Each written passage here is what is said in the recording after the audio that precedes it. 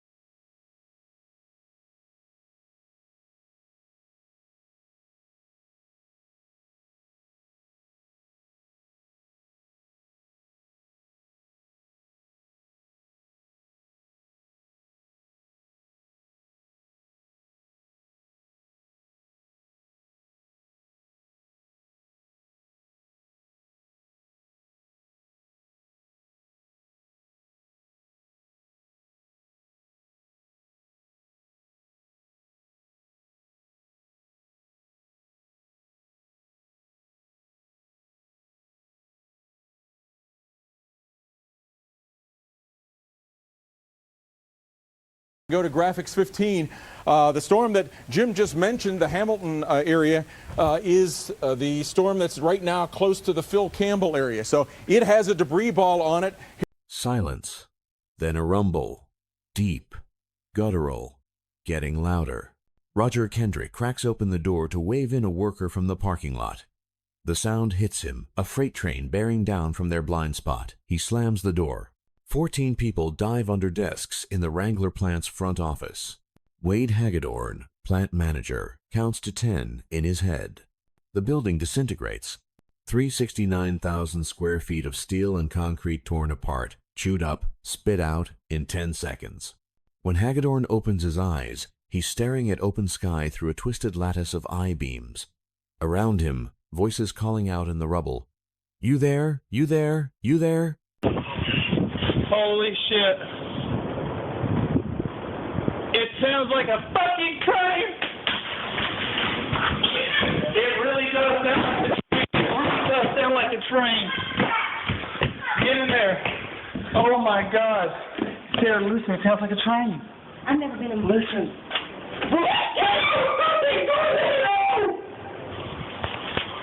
Wednesday, April 27th, 2011. The largest tornado outbreak in recorded American history. 362 tornadoes in 4 days. 216 of them on this single afternoon. 4 rated E5, the highest intensity on the enhanced Fujita scale. Winds exceeding 200 miles per hour. The kind of atmospheric violence that occurs statistically less than once per year in the entire United States. One of those 4 E5s became a 102-mile scar across northern Alabama. It lasted 2 hours and 35 minutes, reached a maximum width of 1.2 to 5 miles, killed 72 people, injured at least 145 more. The Hackleburg Phil Campbell tornado, the deadliest single tornado in Alabama history, a fast-moving catastrophe that scoured pavement from roads, swept anchored homes from foundations, and threw pairs of jeans 40 miles through the sky. This is the story of what happened when a perfect atmospheric setup collided with small-town America. When seconds mattered, when everything you knew disappeared in the time it takes to count to 10.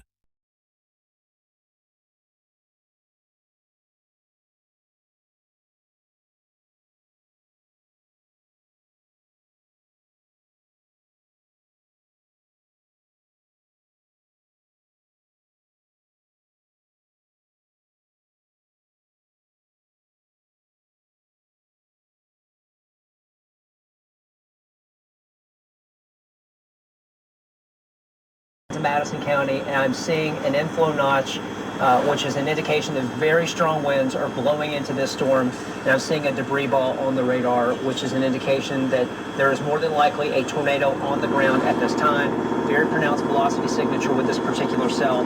Storm track went in quickly. We need to get to some other storms that are going on, but I want to let you guys know what's going on. Tony, 3 minutes.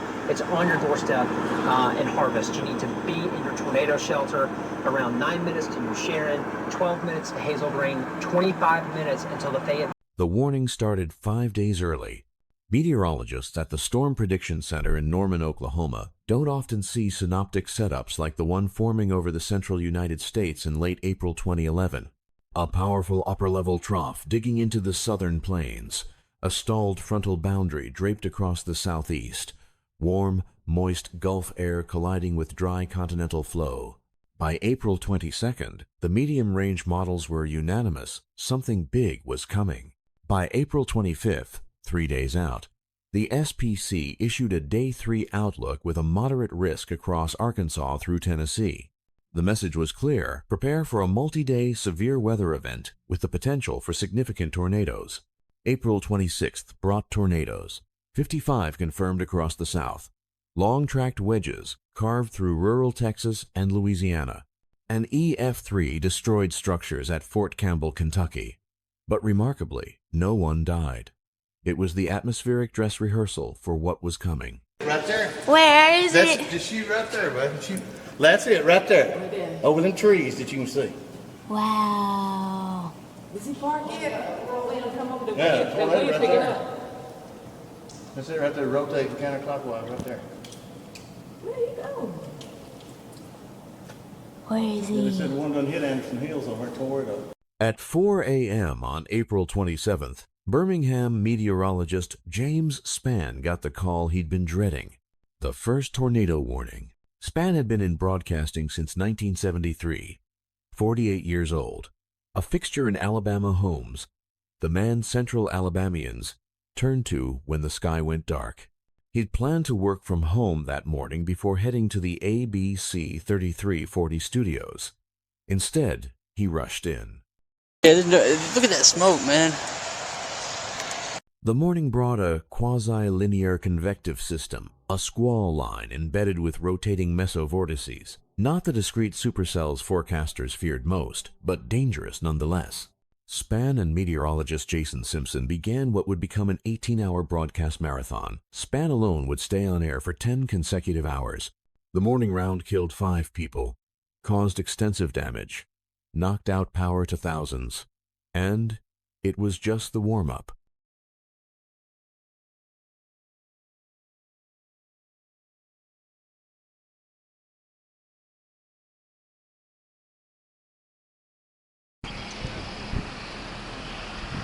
I can't get a...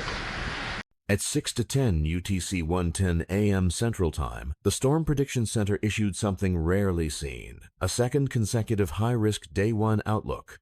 High-risk outlooks are the SPC's most urgent warning level, reserved for days when they expect numerous strong to violent tornadoes, widespread destruction, significant casualties.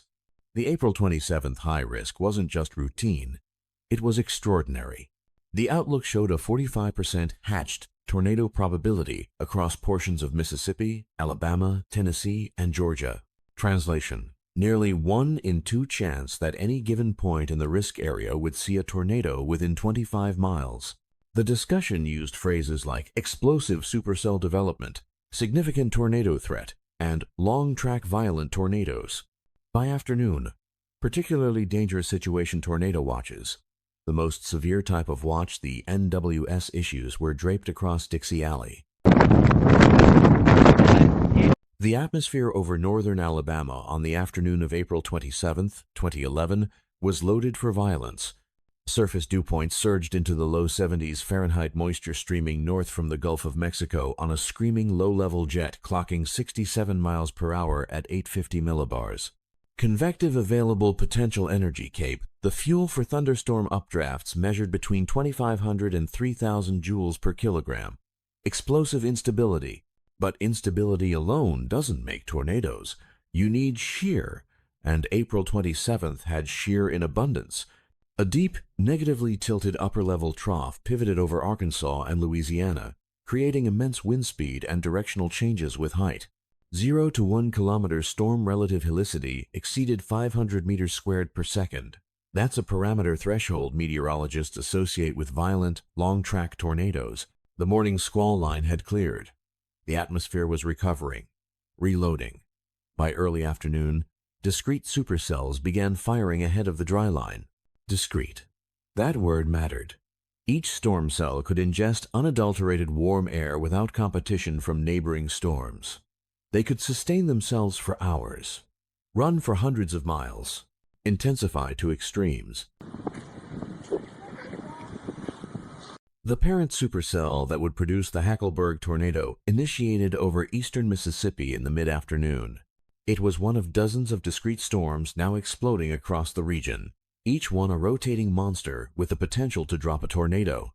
NWS Birmingham and Huntsville offices were already on heightened alert. Every meteorologist in the region knew what was coming. The radar screens lit up with classic supercell signatures, hook echoes, bounded weak echo regions, debris balls. The Hackleburg storm tracked northeast, crossing into Marion County, Alabama, ingesting the rich, low-level moisture, feeding on the intense wind shear, growing.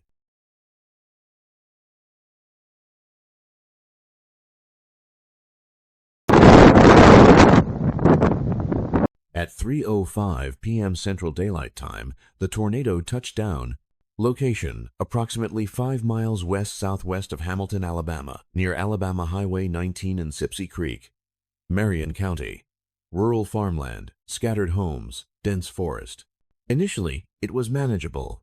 EF1 to EF2 intensity. A wedge-shaped vortex ripping through trees, tearing roofs from homes, snapping power poles. Significant damage, yes, but survivable. The kind of tornado that happens dozens of times each year across Tornado Alley. But this storm wasn't done intensifying. It was just getting started. Pieces of something dropping in the field. So this could well be. As the tornado approached U.S. Highway 43, something changed. The vortex underwent rapid intensification, a phase transition from a strong tornado to a catastrophic one. The rotation tightened, the winds accelerated, the wedge widened. Within minutes, the tornado transitioned to E4 intensity. It destroyed multiple homes along Highway 43, sweeping away well-built structures. A brick residence had its exterior walls collapsed. One person, traveling in a vehicle on the highway, was struck and killed. The tornado's first victim. The forward speed was blistering, 60 to 70 miles per hour, faster than most cars drive on rural highways. If you weren't already in shelter, you were out of time.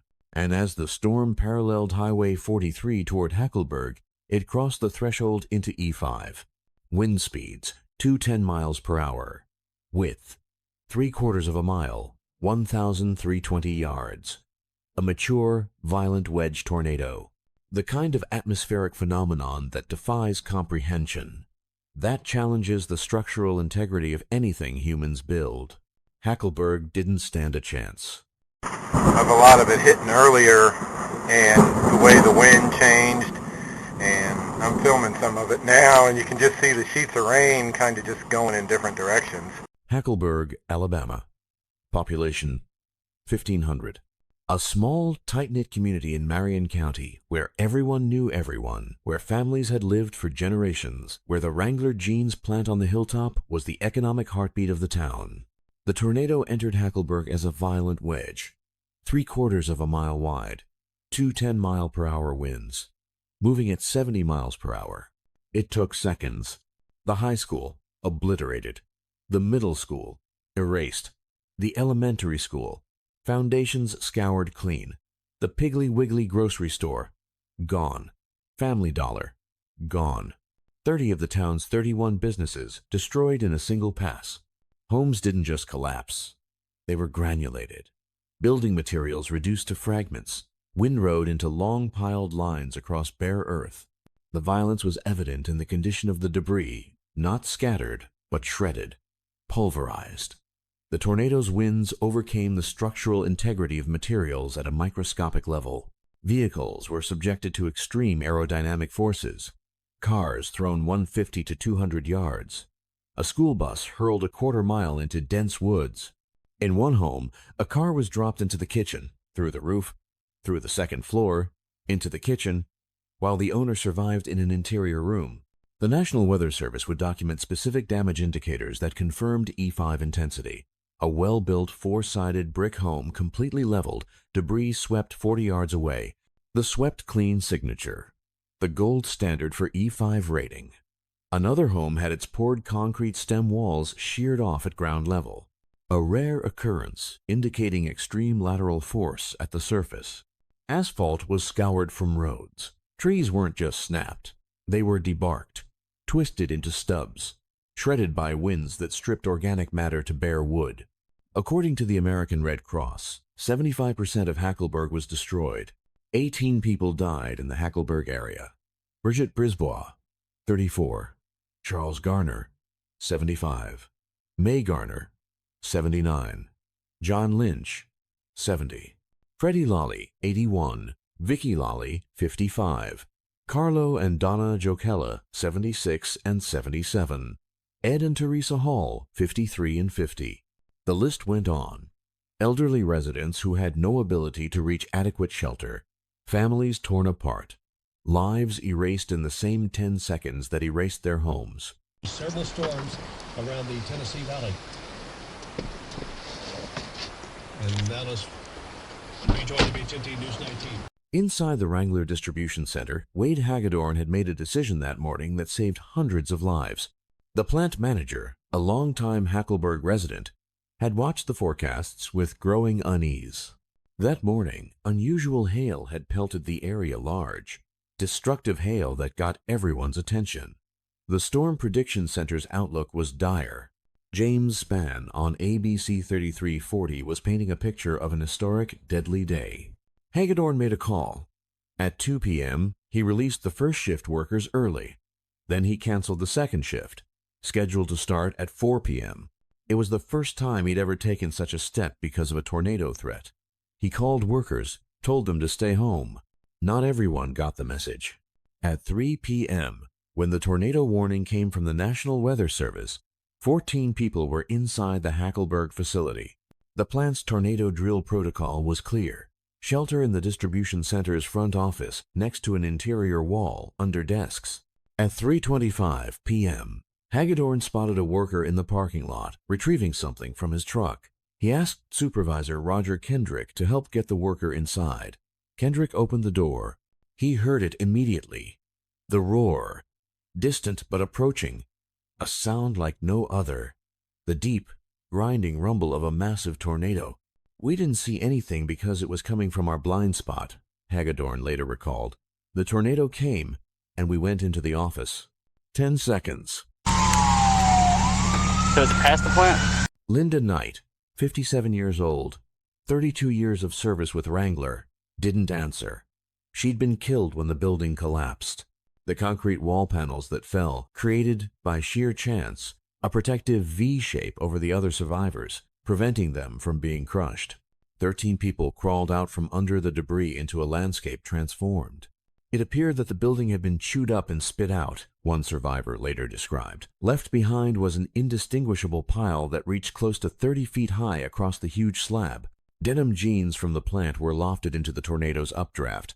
They would later fall from the sky in Cortland, Alabama, 40 miles to the northeast. Photographs from the plant were recovered as far away as Tennessee.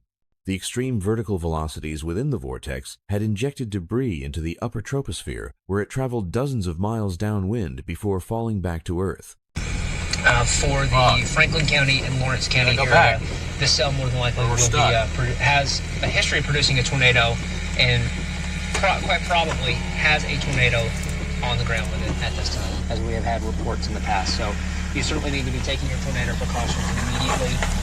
Both of these cells are just I don't know about this. We have, At 3:28 p.m., the tornado crossed from Marion County into Franklin County. Unlike many tornadoes that cycle in intensity weakening, then re-strengthening as the mesocyclone undergoes occlusion and reformation, the Hackleburg storm maintained E5 strength. It was a prolonged period of maximum violence that contributed to the catastrophic death toll. The tornado struck the town of Phil Campbell. Phil Campbell was a small community, even smaller than Hackleburg. And like Hackleburg, it was about to be erased. Well-built homes were swept clean from their foundations. Cars were wrapped around debarked trees. A 25-foot section of asphalt pavement was sucked up and scattered chunks 5 to 6 inches thick thrown over 1/3 of a mile away. Pavement scouring is a controversial but potent damage indicator. It requires wind speeds and pressure deficits that far exceed standard structural failure limits. Trees in Phil Campbell were debarked and twisted, reduced to wooden stubs with only fragments of branches remaining. The tornado wasn't just pushing objects over. It was creating enough lift and shear stress to overcome the tensile strength of road surfaces, the cellular structure of living wood. Mountain View Baptist Church, destroyed. The high school, demolished. Public housing units, obliterated. Survivors emerged from shelters to find familiar landmarks completely gone. A blanket of debris covering everything. Power lines down. Trees stripped. The visual geography of their hometown erased. Reverend Tim Haney of First Baptist Church in Phil Campbell had opened the church as a storm shelter. As the tornado passed, he described the soundscape, babies crying, and a blanket of people praying. The church held. When Haney stepped outside, he noted with shock, everything was gone except my home. 27 people died in Phil Campbell. 937 structures were destroyed. Donna Berry, 52, Neela and Zan Reese Black, 68 and 45, Jack Cox, 78, Donnie and Patricia Gentry, 63 and 50, 10-year-old Ricky Knox, Amy and Jay LeClaire, 33 and 45, entire families, longtime residents, the elderly, the young. In a community where everybody knew everybody, the grief was communal and inescapable. Everybody helped everybody. Everybody knows everybody, local official Rita Barton would later say. It was both the strength and the tragedy of small-town America. When disaster struck, it struck everyone you knew. A half-mile wide tornado, head this way. After Phil Campbell, the tornado didn't weaken. It broadened. As it moved into Lawrence and Limestone counties, passing through the rural community of Oak Grove, it reached a maximum width of 1.25 miles, 2,200 yards, nearly 3/4 of a mile on each side of the center. A catastrophic swath. The National Weather Service Huntsville office would later describe the damage in Oak Grove as a relative maximum in intensity well into the E5 category. This was the tornado at its absolute worst. A large, well-constructed home with extensive anchoring was swept clean from its foundation. The forensic analysis of this site was particularly significant. A Corvette sports car, a heavy, low-profile vehicle, was mangled and thrown 641 feet, that's a measured distance, not estimated, measured, over 2 football fields. Another large vehicle from the same site has never been found. It remains missing to this day. The ground scouring in Oak Grove was severe. Bare soil where homes had stood. A block home nearby was disintegrated, not collapsed, disintegrated. The only remains of a chicken house were a small piece of a metal truss. Tree damage was absolute. Large percentage of trees stripped completely bare of bark and branches. A cargo container, the kind used for shipping on trains and trucks, weighing thousands of pounds, was picked up and blown approximately 600 yards. These are the damage indicators that define E5 intensity. Not just destroyed structures, but the complete removal of everything. Scouring, granulation, the kind of wind force that is difficult to replicate in laboratory simulations.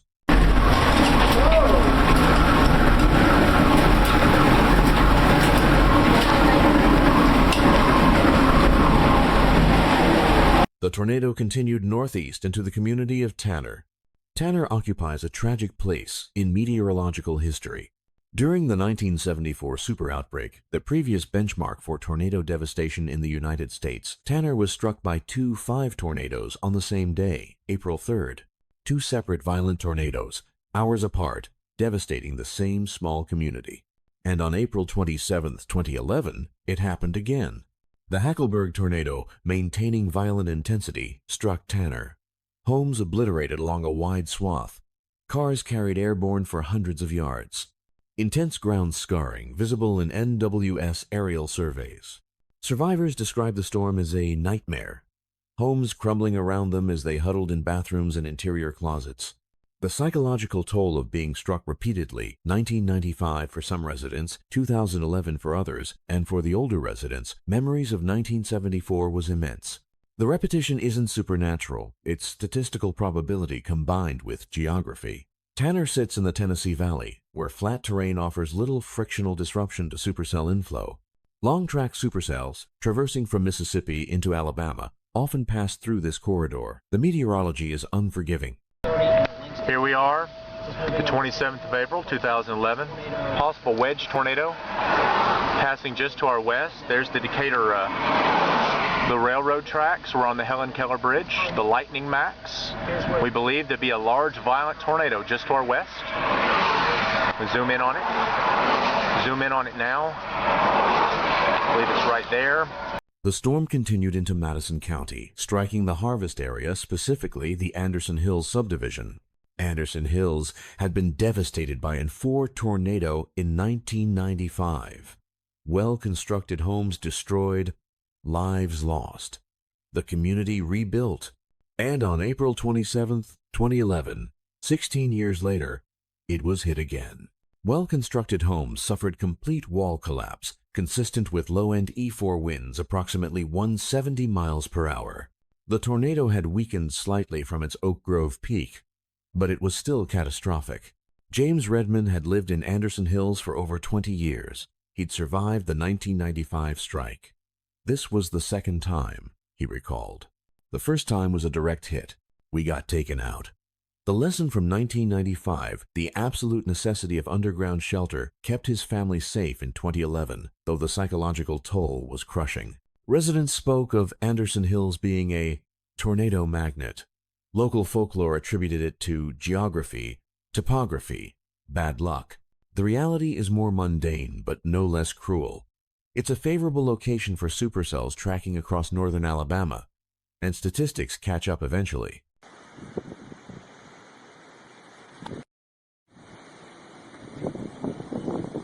The official National Weather Service record lists the Hackleburg Phil Campbell tornado as a continuous track of 132 miles, starting in Marion County, Alabama, and dissipating in Franklin County, Tennessee. A single, long-lived vortex that traversed multiple counties and state lines without lifting. But research from the University of Alabama in Huntsville, using high-resolution aerial imagery and radar data from the Armor system, challenges that conclusion. Their findings indicate a break in the damage path northwest of Meridianville, Alabama. According to their analysis, the primary Hackleburg vortex, the E5, dissipated after 103.19 miles. An 18-mile gap followed where no tornado damage occurred, confirmed by both satellite imagery and ground surveys. After that gap, a new rotation formed and produced a separate EF3 tornado in Huntland, Tennessee. The distinction is physically significant. It suggests the parent supercell underwent a cycling process, occluding the old mesocyclone, generating a new one, rather than maintaining a single steady-state vortex for the entire duration. However, for the victims on the ground, the distinction is largely academic. The supercell responsible for the devastation remained potent and deadly across the entire corridor. The violence of the Hackleburg to Harvest segment remains undisputed. 102 or 132 miles. Either way, it was one of the longest-tracked violent tornadoes in modern American history. Coverage on WDRM 102.1 FM, Decatur, Athens, Huntsville. Tornado warnings right now for. I'm filming here. No, we're in Moulton. Should be in a safe place. Heavy rainfall across much of Limestone County right now. Sucking up in there. Yeah, well, it's gonna suck when we get sucked up in there. Capshaw, Pete's Corner. Right. Very heavy rainfall, and hopefully. That's what I saw right before it hit me. See, it's kind of like. At 4:50 p.m. Central Daylight Time, or 5:40 p.m. by some accounts, sources conflict. The tornado finally lifted. Duration: approximately 2 hours and 35 minutes. 155 minutes of continuous or near-continuous devastation. By the time the parent supercell finally weakened and the rotation dissipated, the damage was done. A scar across northern Alabama, 72 people dead, at least 145 injured. $1.2 to $9 billion in damage 2011 USD. But April 27th wasn't over. Across Alabama, Mississippi, Tennessee, Georgia, dozens of other tornadoes were still on the ground. The Tuscaloosa-Birmingham E4 was tearing through populated areas, killing 65. The Smithville, Mississippi E5 was obliterating that small town. The Rainsville E5. The Philadelphia E5. Violent tornadoes everywhere. By midnight, 216 tornadoes had touched down, the largest single-day tornado count in recorded history. Dawn on April 28th revealed the scope of the catastrophe. In Hackleburg, searchers picked through mountains of debris, twisted metal, shredded wood, personal belongings scattered across miles. The search for survivors became a search for the missing, then a search for the dead. The Alabama National Guard mobilized rapidly, approximately 3,000 troops deployed by May 5th. They conducted search and rescue operations, distributed supplies, provided generators to overwhelmed hospitals. FEMA teams arrived. The Red Cross opened multiple shelters. President Barack Obama approved a major disaster declaration on April 28th, FEMA 1971-DR, for 43 Alabama counties, including Marion and Franklin. Federal assistance for recovery flowed in, but nothing could bring back the 72 lives lost. Tornado on the ground, debris falling out of the sky. The final numbers were staggering. Statewide, the April 27th outbreak killed 252 people in Alabama alone. 62 tornadoes touched down in the state in an 18-hour period, 3 rated E5, 8 rated E4. The Hackleburg tornado, specifically, 72 deaths later, revised to 71, as one Phil Campbell resident who died in Hackleburg was double counted. At least 145 injuries. $1.2 to $9 billion in damage. 2+ miles of continuous devastation. Deadliest single tornado in Alabama history. Deadliest U.S. tornado since the 1955 Udall, Kansas tornado that killed 80 passant. In Hackleburg, 75% of the town destroyed. 495 structures damaged along a 25-mile path through Marion County alone. In Phil Campbell, 937 structures destroyed. In all, over 23,000 homes destroyed or damaged statewide.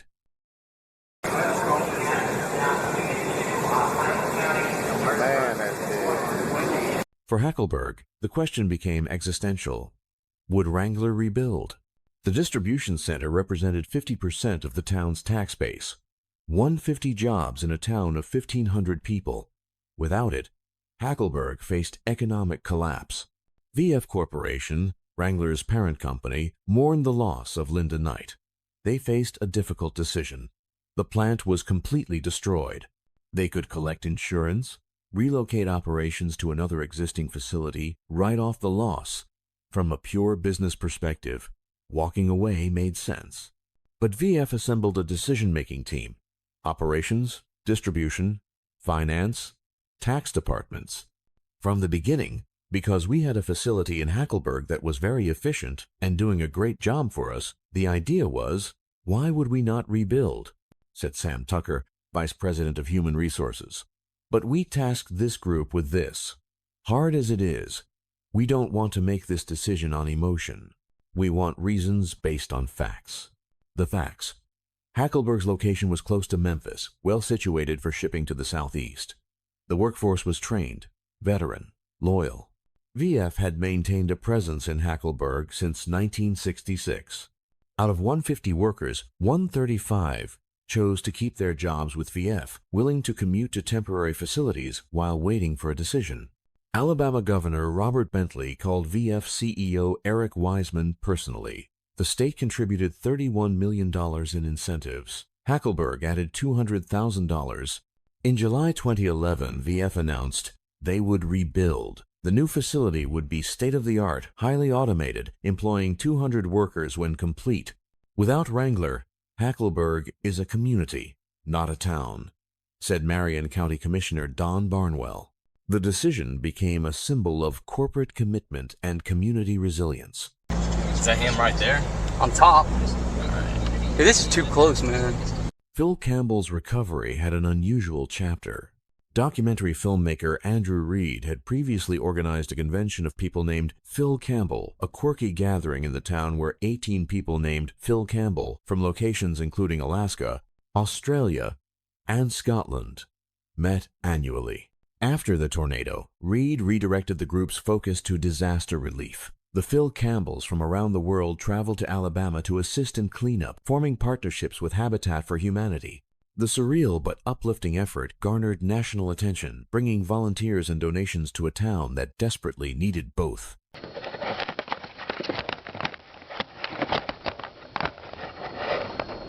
The psychological impact on survivors was profound and lasting.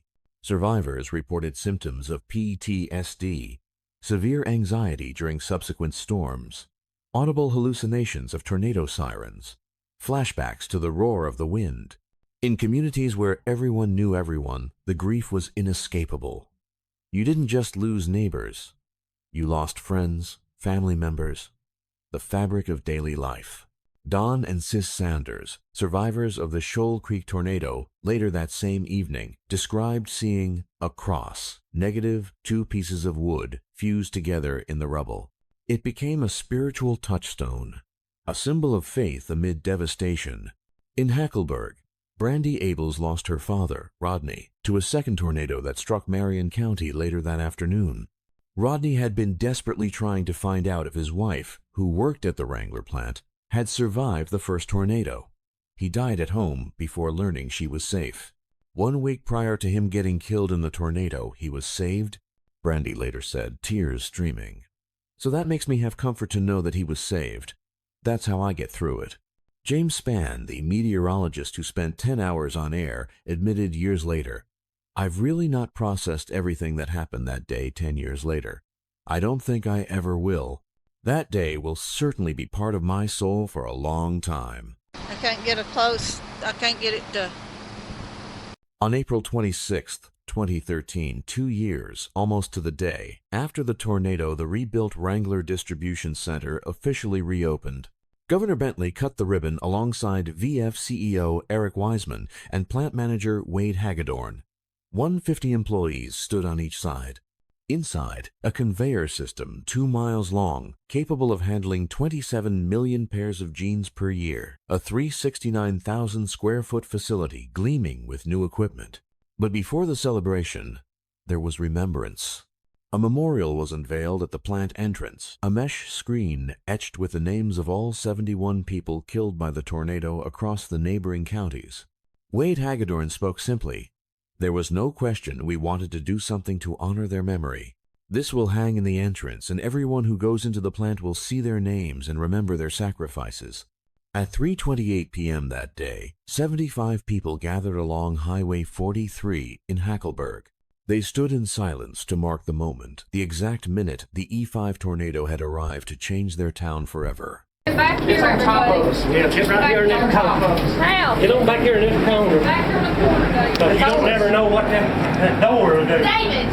I know 14 years later, the scars remain. Empty lots in downtown Hackleburg and Phil Campbell serve as silent memorials to businesses and homes that never returned. The population of Phil Campbell declined as residents, unable to find housing or overcome trauma, moved away.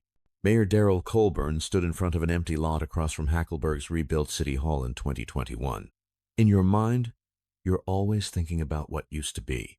It seemed like everything you wouldn't want to get hit got hit that day. The town still lacks sufficient retail space. The trees are small, if they exist at all. In a place once named for its abundant hackberry trees, the forest hasn't fully recovered, but neither has it been defeated.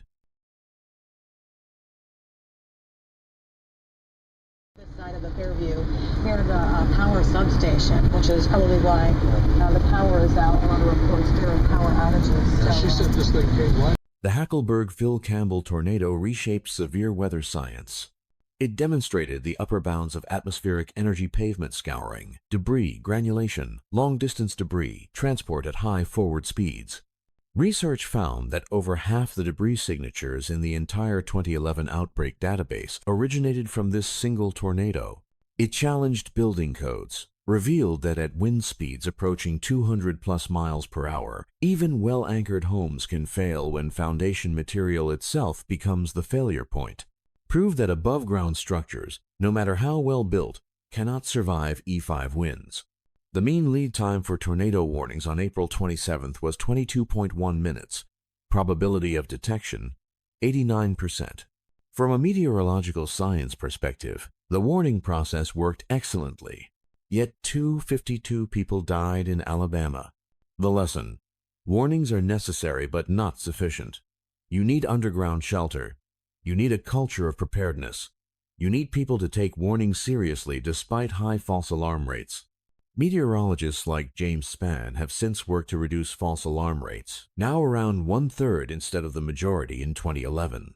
Technology has improved. Dual polarization radar, debris signature detection, faster warning dissemination through smartphones and social media. But nature still has the upper hand.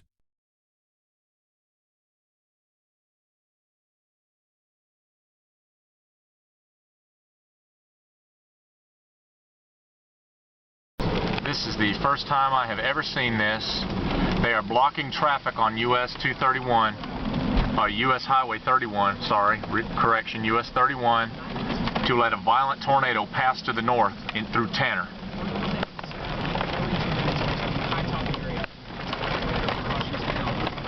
What survives when everything else is destroyed? Erin Flanagan was 17, a senior in high school preparing to graduate when the tornado struck Hackleburg. She stayed, raised her 2 sons there. "I try not to dwell on the things that we lost that day," she said. "I'm just thankful for the friendships that we gained and how everyone just came together to help us." The Wrangler plant workers Myra Hall, 33 years of service. Charlotte Walter, 20 years. Donna Frederick, 15 years. All chose to stay with the company, commuting to temporary facilities, waiting for the rebuild. Wrangler stepped up to the plate, Hall said. "I mean, they took care of us." Reverend Tim Haney, who sheltered people in First Baptist Church as the tornado passed, witnessed the communal response. Survivors climbing through windows of destroyed hardware stores, not to loot, but to get what they needed and write down what they owed. The social fabric held when concrete and steel failed. Wow. Look right above you. I know, those clouds are going that way. The Hackleburg Phil Campbell tornado of April 27, 2011 remains a definitive event in the study of severe weather. It stands alongside the Tri-State tornado of 1925, the Jarrell tornado of 1997, the Bridge Creek Moor tornado of 1999, and the Joplin tornado of 2011 as a benchmark of atmospheric violence. 102 miles, 72 lives, 2 hours and 35 minutes. 10 seconds to destroy a building, seconds to sweep a home from its foundation, seconds to change a town forever, but also seconds to make the decision that saves hundreds of lives. Wade Hagedorn releasing workers early. Roger Kendrick getting that last person inside. Communities rallying around each other when the storm passed. The tornado destroyed buildings. It tested the structural integrity of communities. And while concrete and steel may fail, while trees may be stripped bare, while towns may be erased from their foundations, the human response, reinforced by faith, community, and external aid, remained unbroken. April 27th, 2011, the day the sky fell across Alabama, the day 72 souls were lost to the most powerful force in nature. Their names are etched in mesh at the Wrangler plant entrance. Remembered every April 27th at 3:28 p.m. Honored in the resilience of those who stayed, who rebuilt, who refused to let their towns die. The Hackleburg Monster, Alabama's deadliest tornado.